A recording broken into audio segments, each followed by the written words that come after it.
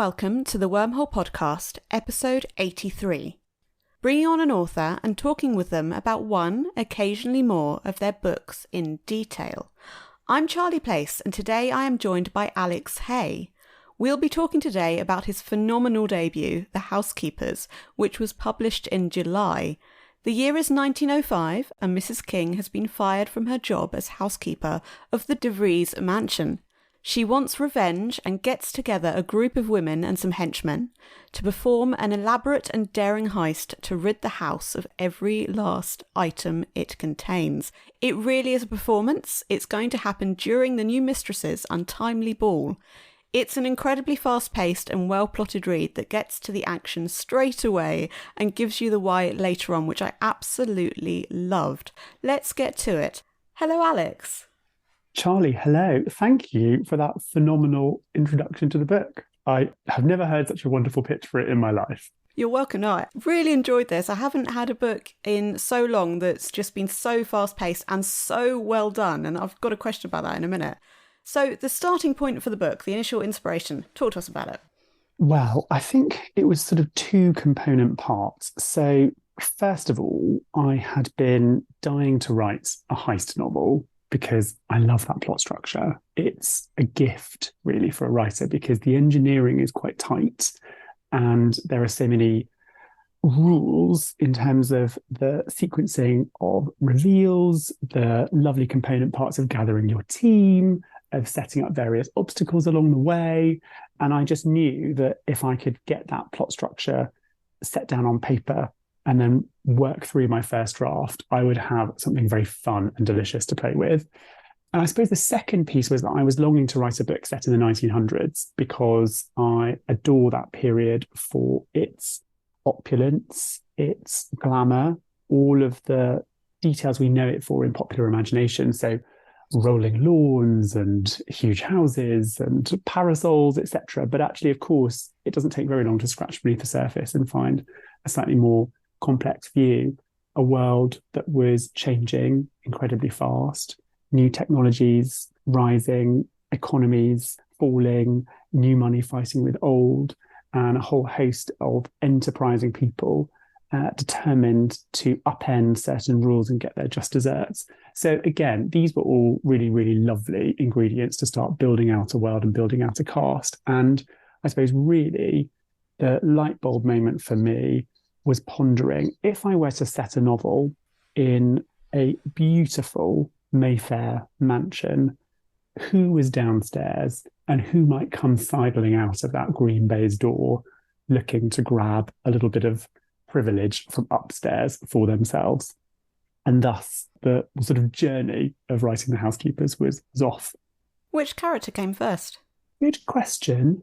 So from the start, I saw it as a team and ensemble piece, but my protagonist, Mrs. King, always had to be charismatic, sharp-witted, cool-headed, because if I was writing a heist, I needed to have a really great ringleader. So building Mrs. King to be the type of housekeeper who had both an immaculate understanding of how to run an enormous household and a pretty impressive friendship group of criminal associates, building that character and trying to think about who she could be and what she was up to was, truth be told, a fairly mechanical exercise at first, because what I wanted was someone who would just lead the gang that everybody else would say yes to.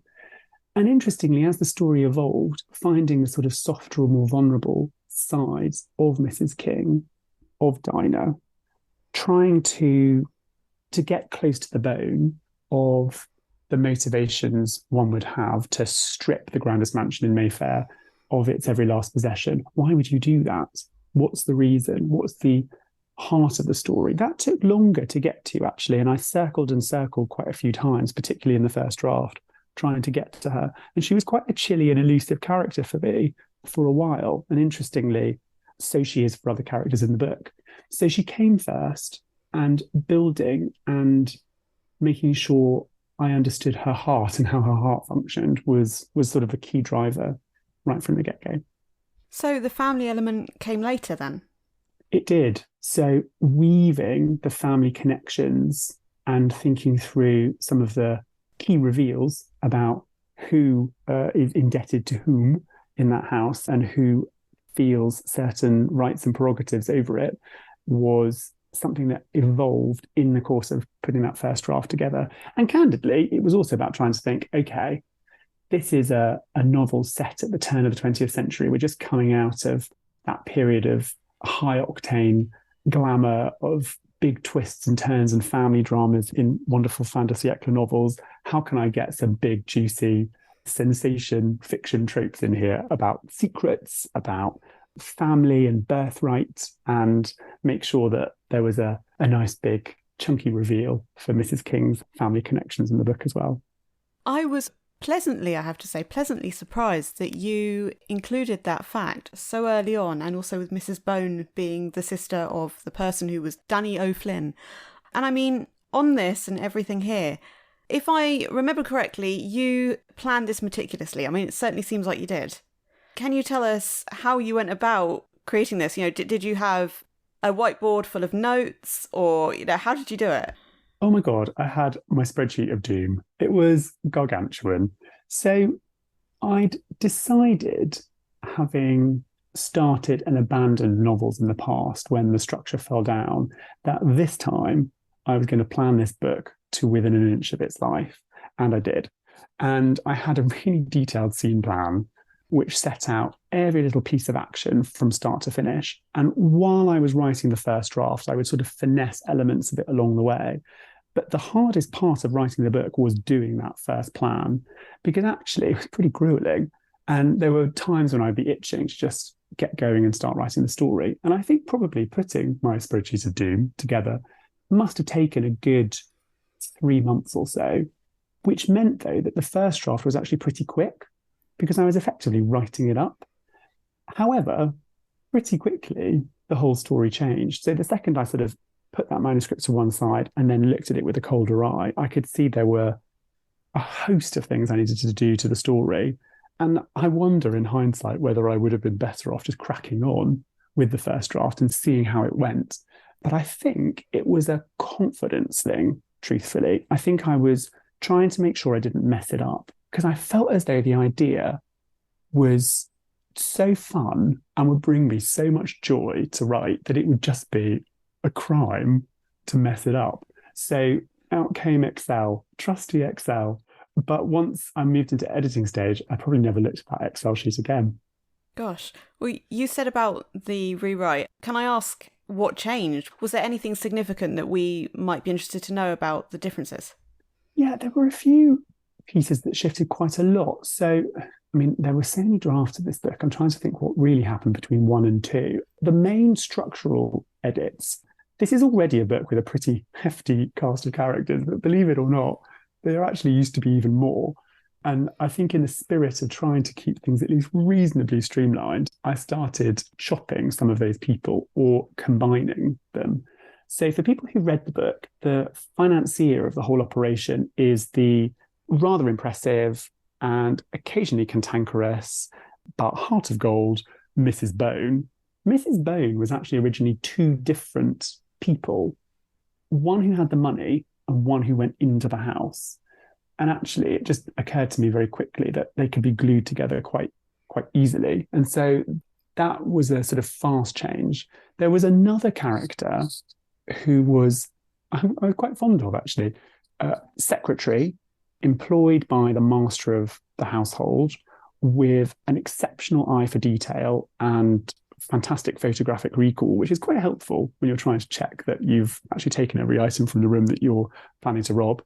And she was a fun character to write because she had plenty of dry one-liners. But in the end, she just wasn't really serving the plot enough because they didn't really need somebody with photographic memory. They had a list of everything in the house. They just needed to jolly well get on and rob it. So she left, but some of her asides got woven, or at least the spirit of her asides got woven into some of the other characters along the way. That's fantastic. I was wondering if I should ask you, is she going to make an appearance in another book? So if she's still in there, you know, that's cool. But I mean, Mrs. Bone, she's amazing. Can you tell us about Mrs. Bone and, I suppose I should say, Danny O'Flynn rather than Mr. de Vries? a lot of the stuff that might not make it into the book, but was kind of in your head about the family? Sure. So when you meet Mrs. Bone, she is running various enterprises, both legitimate and not so legitimate. She's a criminal queen, for want of a better phrase, but her background was that she had grown up as part of the O'Flynn family, a fairly straggling and sprawling clan of cousins with their fingers in various nefarious pies. And she had taken herself upriver to Aldgate and there married an entirely respectable ironmonger who was Mr. Bone, sadly consumptive, sadly deceased. And Mrs. Bone, while married and while running a highly effective ironmonger shop in Aldgate, simultaneously managed to start building her more criminal interests on the side. So who is Mrs. Bone? I mean, she's competitive. I said cantankerous earlier, but I think that comes from, in this novel, a sense that she has scrappily and furiously and determinedly got herself into a position where the neighbours are terrified of her, rival gangs will obey her, but people are circling all the time and wanting a piece of her territory, her amassed fortune, and those rivalries are starting to come to bear because business is not booming in Mrs. Bone's world when we meet her. So the need for a big job, the kind that could make your eyes turn to saucers, to strip the grandest house on Park Lane, has some pretty good rewards attached to it, and Mrs. Bone has her eye on those. But of course, the truth is that Mrs. Bone has a very personal connection to that house. Her brother, Danny, had vanished many years before and had remade himself as a phenomenally wealthy, stupendously wealthy diamond miner, and had returned to London in high state under his new name of Mr. de Vries, establishing himself with a deliciously vulgar mansion on Park Lane. And his sister, Mrs. Bone, has never forgiven him for it. I don't know if it's correct, because obviously it's my picture in my head, but I see her as this shorter, older woman, just so strong, the normal person, and then just there's so much strength in her. Yeah. I will move on to, you've talked about the number of characters, and I would like to ask about the perspectives. You've got many different narratives from different people and all in the same chapter, but this is part of why it works so well, I think, with all the planning that you've done. Can I ask you, I suppose, why you wanted to do that many narratives, and also particularly, I thought it was fascinating that you have included the mistress of the house in the narrative and not that she's there to be conned either. She's part of it. It's very different. Could you just talk about how you went about writing the narrative, I suppose? It's a really good question. So in the past, in novels safely sitting in drawers, I'd typically only told a story from one point of view, sometimes in first person as well. And in this book, I wanted to give myself a bit more freedom to skip around because I'd felt sometimes as though writing from one perspective would just slow the narrative down. And so it proved to be. With the Housekeepers, I was able to just bounce from person to person and kind of keep the pace up and keep my own interest up as well. And I think it was also because the pitch for this novel, which has been in my mind from the start, is that this is Oceans meets Upstairs, Downstairs. And I was trying to get that heist, caper, cinematic element in the movement and pace of the story from the start. And that lent itself, I think, to having a fairly big, chunky cast, lots of points of view, lots of simultaneous action, particularly as we move towards the heist sections of the book, trying to give the reader a sense of 15 different, quite complicated things all going on at the same time, so that if we were to film it, you could almost imagine there being a split screen. So that, I suppose, was a technical and form decision from the get-go, but it was also giving me some fun and enabling me to sort of test some people out. And as we've discussed, cut some people out along the way as well. You make a really good point about the mistress of the house. So Miss de Vries, who is the 23-year-old mistress of the house on Park Lane, her father has lately died. is a really interesting character to me because she has molded herself, she's crafted herself, she is cognizant of a huge number of secrets within the household, some of which she addresses, some of which she doesn't. And it was really clear to me writing the story that to just sort of make her a one-dimensional mean lady upstairs was going to have zero interest factor for me and probably not for the reader either. And actually, through the course of the editing process, working with my editors in the UK and in North America, we started to see that setting Miss de Vries on her own strong journey from the early chapters of the book, so that she was aiming for the ball and Mrs. King was simultaneously aiming to rob her house at the ball, would give a sort of pleasing structural momentum to the story. So I would say there was a first piece, which was me playing around in those early drafts. And then there was sort of sitting back and looking with my editors to think through what the framework of the story could be and how we could set up Mrs. King's journey to mirror Miss de Vries's.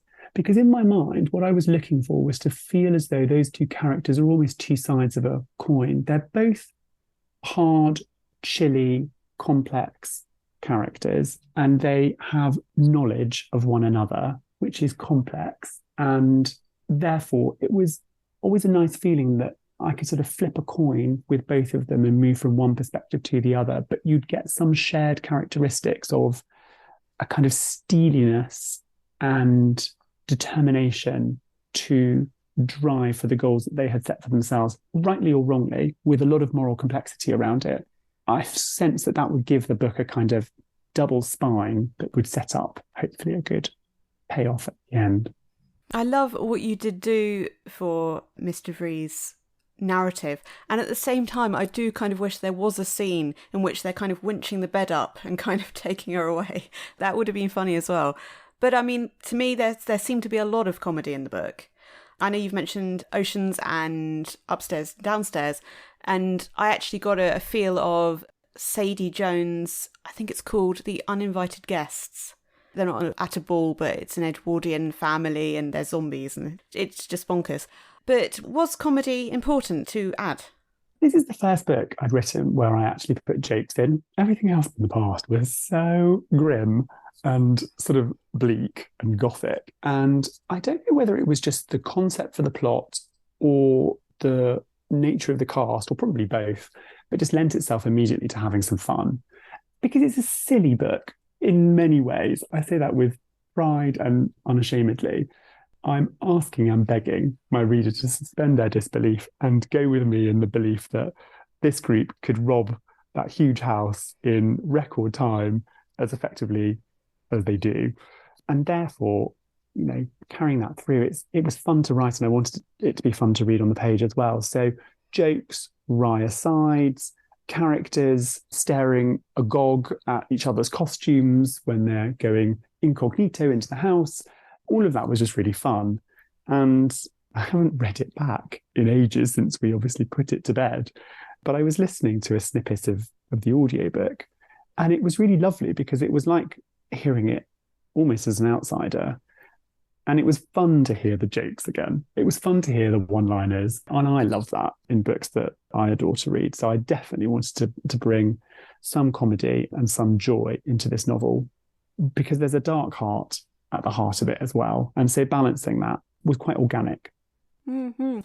I love the bit, what was it, Cook saying, but they're Irish or something. It was just so perfectly in context and everything. And it just comes out of nowhere. The xenophobia of Cook is something to behold, but Cook's one-liners are always pretty much something. Cook had a bit more of a finale role in one of the earlier drafts, but she sort of burst her bonds and took over a bit of the plot at the end, and I actually had to sort of just pare Cook back slightly. There was too much Cook, but, you know, for me, you can never have too much Cook. She was awful and horrendous, but therefore the most fun to write as well.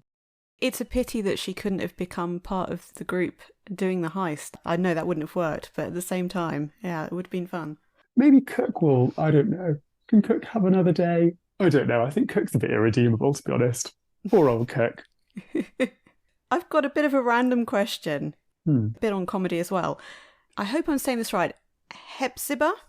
Correct. She goes around and she tells I think it's her that does it, or maybe Winnie, but they go around paying off the servants so that the servants won't give the mailed invitations to their masters, which is brilliant, frankly.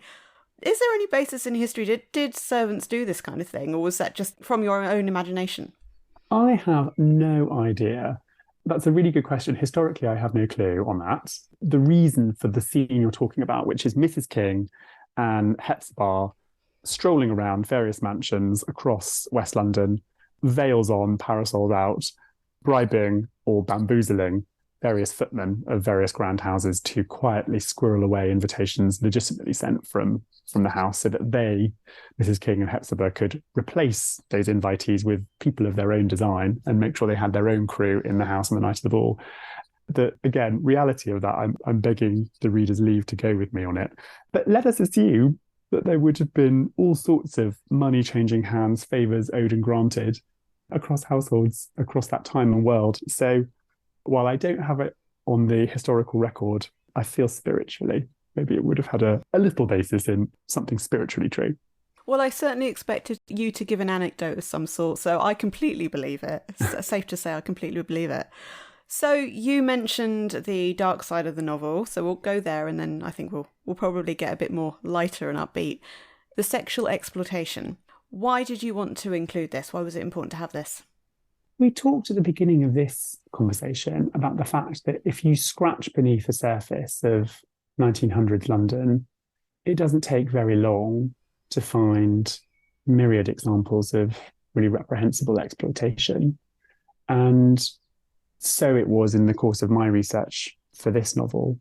The service trade was obviously booming at the turn of the century, but at the same time, young women were increasingly turning towards new occupations, new opportunities.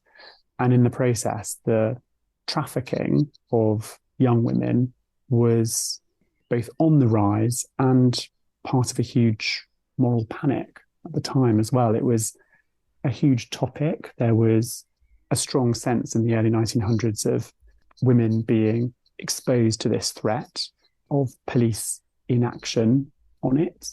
And it felt to me as though that true corruption, while there's no evidence that anything like that was going on in any of the houses along Park Lane that I've referenced in this novel, the fact that that corruption was not very far away didn't feel, to be honest, like a huge imaginative leap to be going on in this house too. And actually, just to sort of pinpoint one author who I think has produced particularly poignant and thoughtful accounts of this type of exploitation is Julia Late, who wrote a terrific and sobering and gripping book called The Disappearance of Lydia Harvey, which talks about the real dangers that were faced by young women in London going into the service trade and the exploitation they could face. So it felt to me as though it was there, and trying to consider when building the story what crimes could have been committed within the house and what gut level reasons some of the women in my novel would have for seeking revenge would look like was one of the key things I was thinking through and trying to, as we were saying earlier, get to the root of why this cast was really trying to bring that house to justice, bring that house and its inhabitants to justice according to the code that they adopt in the book. So those were some of the sort of thoughts that were circling in my mind when circling through the plot and going to that heart of the story. Mm-hmm. I liked the early revelation of the family, and then I did wonder if maybe there was going to be something extra as such because of the way I think you'd introduced it, but it was interesting and obviously quite damning to read then. But a character that I haven't asked about yet, Alice. She is a character that you wonder if she's going to fail in the mission effectively, if she's going to tell Miss de Vries everything that's going on, and she doesn't. Was there ever a time where you considered that she might kind of let the cat out of the bag? A really good question. I really enjoyed writing Alice. Alice, who is our seamstress, who has been commissioned by Miss de Vries to produce a utterly fantastic dress for the ball and is simultaneously acting as a spy for Mrs. King for multiple reasons. I think I went back and forth on whether she could be turned by Miss de Vries and whether she could be turned from Mrs. King and from the team. I think, though, my instinct was always that she would come right and land on Mrs. King's side. But it's a really good question because I'm trying to think back to when we were going through edits and how far we pushed that, my editors and I, because making sure there was a tension about whether Alice really, really might change teams was definitely something that Frankie and Melanie and Jessie, my editors, were really trying to push through and bring to the fore so that we could just ratchet up that tension as much as possible. So I think in one of the sort of earlier drafts of the novel, we see Alice struggling perhaps less with her loyalties and building that struggle and thinking through what the sort of wonderful, appealing idea of being close to glamorous, interesting, compelling Miss de Vries could mean to Alice, and sort of creating a picture in the character's mind of the life she could lead, being a companion to that type of utterly absorbing person. That was really fun to write and just sort of test and play with and push. And Alice is a really interesting character because seeing readers' reactions to the book, some don't like her, some really like her. And I find that really interesting because, truthfully, when I was building the story, she was probably a more minor character. She was just part of that big panoply of people that I was playing with. But actually, as the story went on, her voice actually came quite naturally and quite quickly. And the sort of essential role she plays in the tension of the book, which is, will she turn? Will she give them up? Will she ruin it all? And indeed tempt Mrs. King off track too, was a sort of surprise as part of the rewriting and editing process. And I'm glad we went there because it was fun to do. I liked her as a character very much, and I did enjoy seeing where it was going. I believe you have said then 3 editors and yourself, effectively. Did you guys ever disagree on anything? Ooh. No, I don't think so. First of all, what a privilege, what a joy to work with people who are A, such phenomenal readers, and B, have just the most incisive notes. I loved the editing process. It was quite fast, actually, because sort of looking at the schedule for when the book would come out, and a couple of things moved forward slightly, which I was absolutely delighted about. But it meant that we had to sort of crack on with the editing. And for me, I had a great time, but they had to do a lot of reading very quickly. So the sort of patience and kindness and empathy and compassion they showed at every stage was pretty remarkable. So I don't think there was ever a sort of chance for conflict there. Pretty quickly, it felt to me as though there were certain pieces of advice or questions that certain editors would ask that others didn't. So Melanie, my amazing North American editor, was really, really supportive in terms of making sure I was focusing on the framework of a story, the framework of a heist, and making sure in every scene, noting that we're going around and seeing all sorts of different people along the way, there was a reminder for the reader of, okay, where are we? How many hours until go time? What was just happening? Where should this person be and where are they actually? And let's just have a reset on what are they doing and why. That was really, really useful because actually it just created a more streamlined, focused novel. And it brought the caper and heist element to the fore, which is where it should be.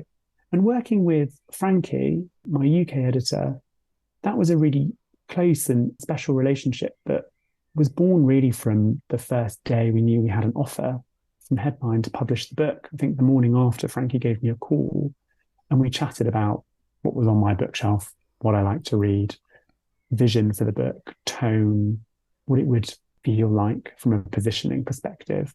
And Frankie was really a sort of North Star for me to stay focused on that first conversation and what we were trying to sort of achieve overall for the reader.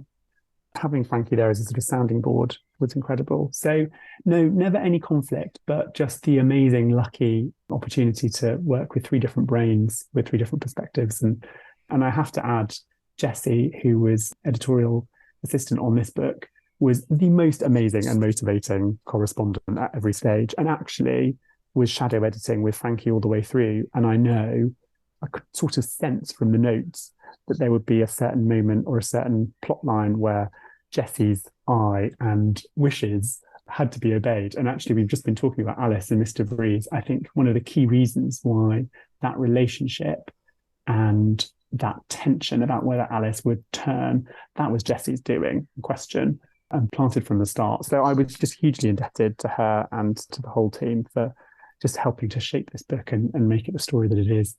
Well, it sounds like a wonderful team, and it has produced a wonderful heist team. Have you got this same sort of team for your next book? So book 2 is with my agent. So book 1 was a 1-book deal. So pray for me. There'll be a book 2 that can hit the shelves in the not too distant future. There better be. I mean, I would love that. So it would be wonderful to work with such phenomenal editors again. Yeah, it would be great. And yeah, absolutely no 1-book deal here. Like, go for, well, more than 2.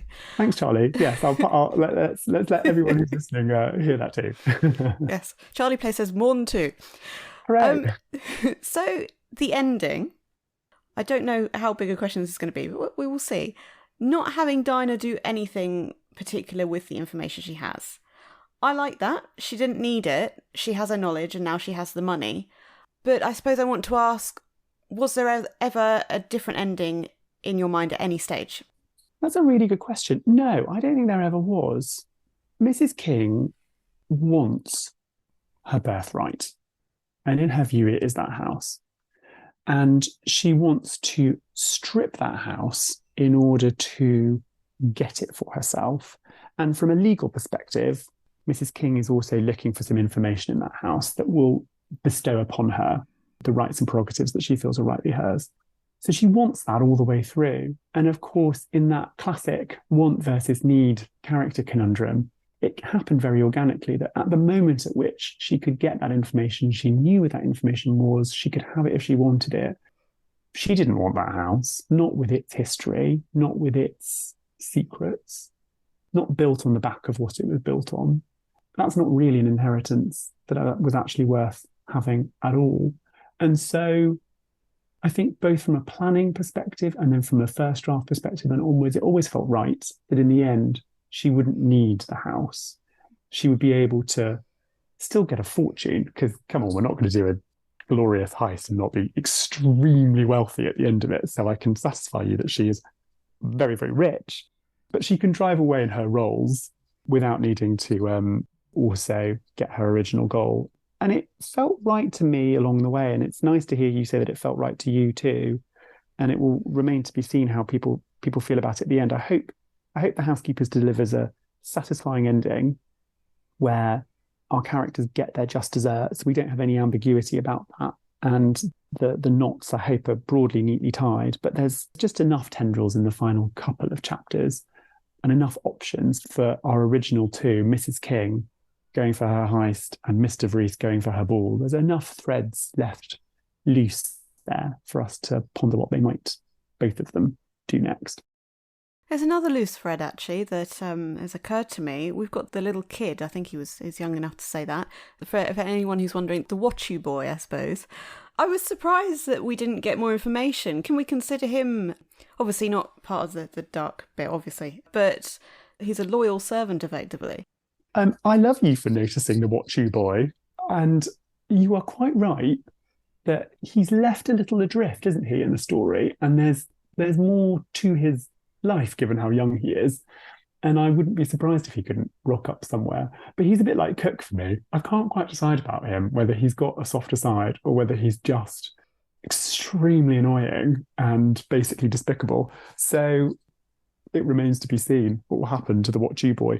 But I will be totally candid with you and say I also, in the course of finishing the novel, wondered to myself, have I done enough with him? And does he have enough at the end? So he actually has a little bit more than he would have done otherwise. But you're right. I wonder if he just sneakily sneaked outside my gaze and wriggled away, as he is wont to do in the story as well.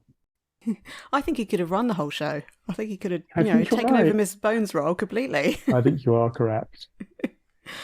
So, a quicker question, I think. Jane 2 is Moira, I believe. Is correct. Jane 1 Jane? Jane 1 is anonymous.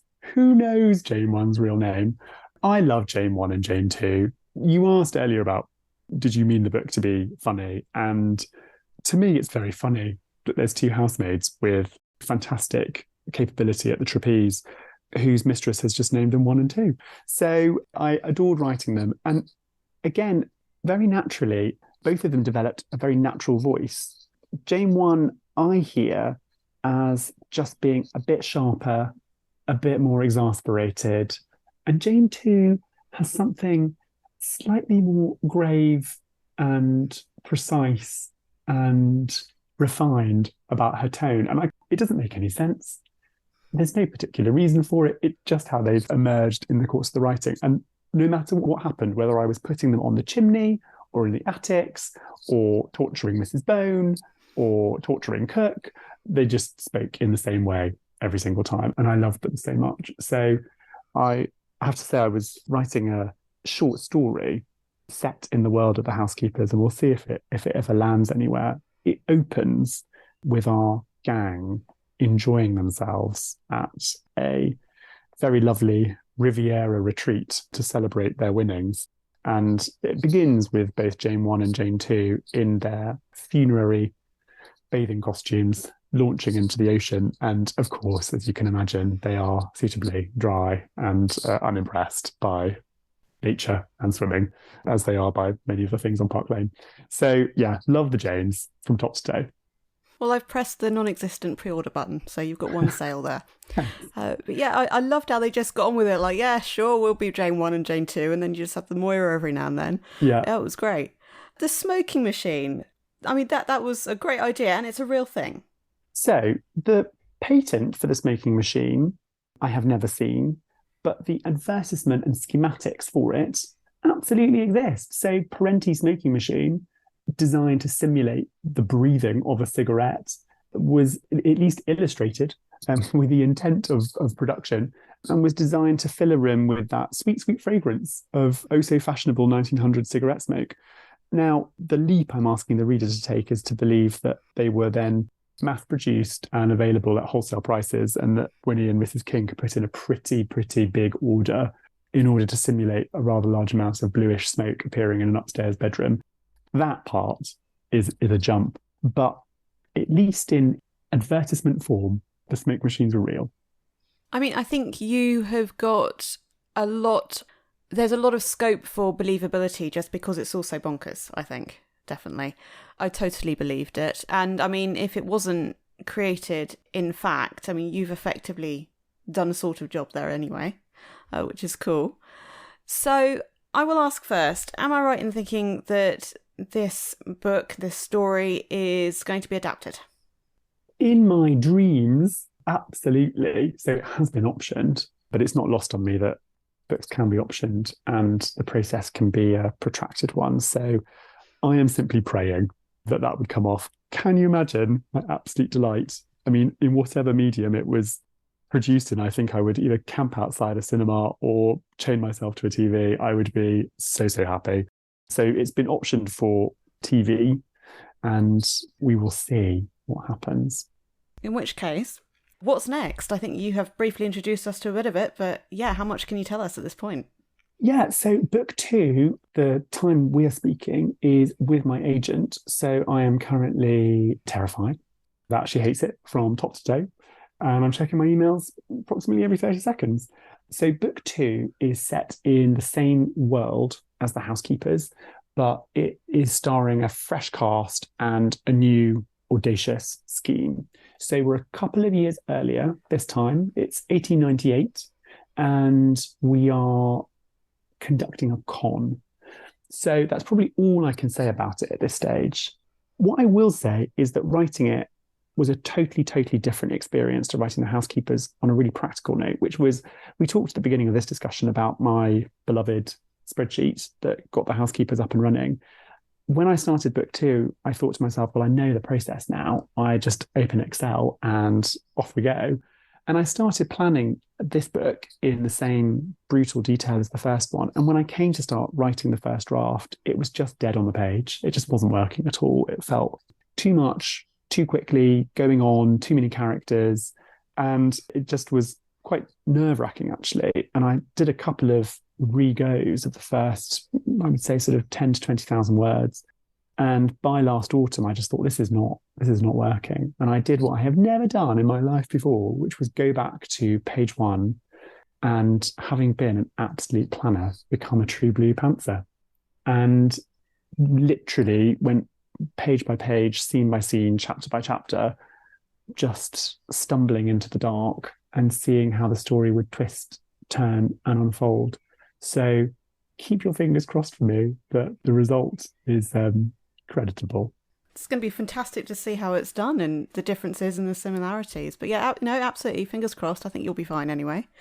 And on that, did I hear rightly, you actually started writing this second book just like a few days after you'd finished Housekeepers? So when we got the deal for the Housekeepers, I started the planning process for book 2 pretty quickly, because I knew it would take some time for my editors to read and consolidate their thoughts. And I knew that once the edit started, it would be full on. And I wanted, therefore, to have the synopsis of the book sketched out.